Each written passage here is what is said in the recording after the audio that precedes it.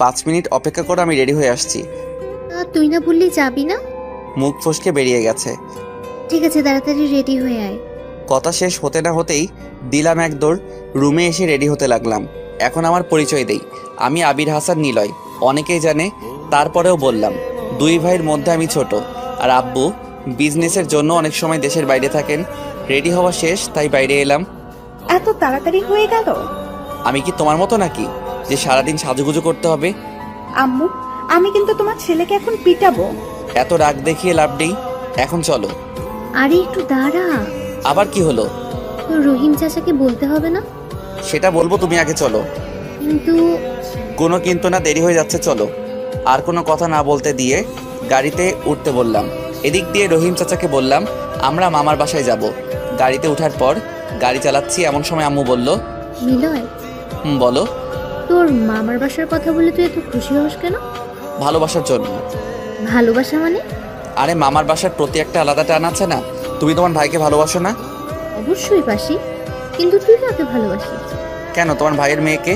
শালা, জিব্বাই কামড় দিলাম। শালা, কথা বলতে বলতে একদম সত্যিটাই বলে দিলাম। কি বললি? আমি আবার কি বললাম?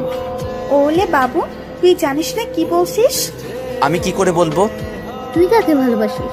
আমার ভাইয়ের মেয়েকে, তাই না? আম্মু, তোমার ভাইয়ের মেয়ে তো আমার বোন হয়, আর বোনকে ভালোবাসাই যায়, তাই না? হুম, মনে থাকে যেন। এখন আপনাদের বলি, আম্মুর ভাইয়ের মেয়ে মানে আমার মামাতো বোনের নাম জান্নাতুল মামা, তবে ডাকনাম জান্নাত। অনার্স 3rd ইয়ারে, আর আমার 2 বছরের ছোট।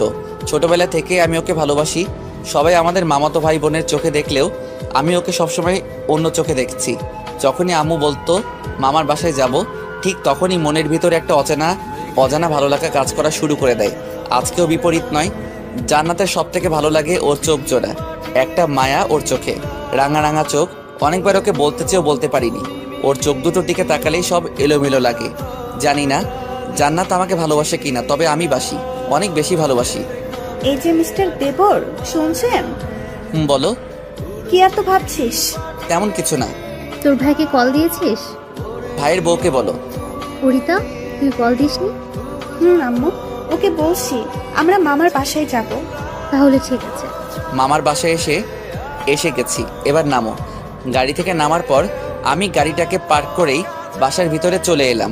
সবাই আম্মু আর ভাবির সাথে কথা বলছে, কিন্তু জান্নাত নেই। মামি, জান্নাত কোথায়? আমরা কেমন আছি সেটা না জানতে চেয়েই জান্নাতের কথা শুনলি যে?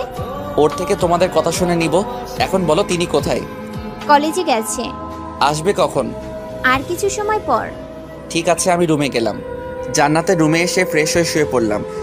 মা, ভূত! চিৎকার শুনে লাফ দিয়ে ঘুম থেকে উঠলাম। দেখি জান্নাত। মেজাজটা পুরাই খারাপ করে দিল। চিৎকার করার কি আছে? তুই এখানে কেন? বাইরে দেখিস নাই? আম্মু আর ভাবি আসছে। তারা আসবি, কিন্তু তুই কেন আসবি? সেটা আমার ইচ্ছা। ওকে, এখন তুই রুম থেকে বের হ। বের হব কেন? কারণ আমি ড্রেস চেঞ্জ করব। তো কর, আমাকে বলার কি আছে? লুচ্চা, তুই রুম থেকে বের না হলে আমি চেঞ্জ হব কি করে? আমি থাকলে সমস্যা কি? উত্তর, তোর লজ্জা লাগে না? লজ্জা করার কি আছে? তুই বের হবি কিনা বল। যেতে পারি যদি একটা কাজ করিস। কি কাজ? বিকেলবেলা আমি আর তুই ঘুরতে যাব। আমি রাজি। ধন্যবাদ মামাতো বোন। বের হ শালা। রুম থেকে বের হয়ে আমার রুমে চলে আসলাম। আমার রুম না, তবে যখনই আসি তখনই ওই রুমটাতেই থাকি। ফ্রেশ হয়ে ফোন টিপতে লাগলাম। হঠাৎ জান্নাতের কথা মনে পড়তেই ডাকলাম, জান্নাত রুমে আয় তো। পারবো না, তোর দরকার, তাই তুই বাইরে আয়। আমি আসলে কিন্তু মাইর খাবি। ফুফুর সাথে আছি এখন। বাইরে এসে আমার সাথে আয়। কি বলবি এখানে বল। তুই আসবি না?